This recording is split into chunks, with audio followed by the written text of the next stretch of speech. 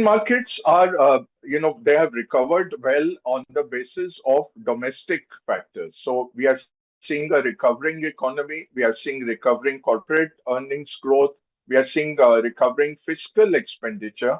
Along with that, monetary policy has started easing. So the RBI cut rates, RBI injected liquidity. RBI has also made it easier to lend to some segments which it had increase the risk weightages on. So macroprudential easing has also come in from the RBI. Along with that, inflation fell. So the prospect for an RBI rate cut on April 9th has gone up.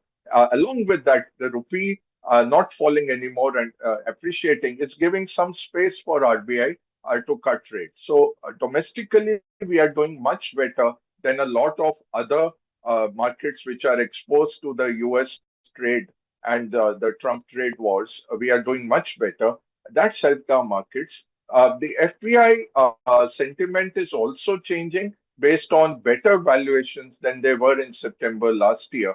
Our valuations have come to 10-year median valuations on the benchmark indices. On the broader indices, still it's a tad higher, but there is growth there. So what we have seen FPI sentiment also turning, and as the dollar weakens, as money comes out of the US markets, institutional money has been going to Europe and Japan and China. China got $13 billion of institution money this year already, while we have seen outflows of about $11 billion. So as that trade turns, you will see more money coming into India from the FPIs, and that will help our markets. But we have a very strong domestic macro, and we have very strong domestic investment pool which is coming in. Mutual funds are sitting on about 3 lakh crores of cash in their equity funds. So they are also maintaining a healthy cash level to buy the dip. The Indian retail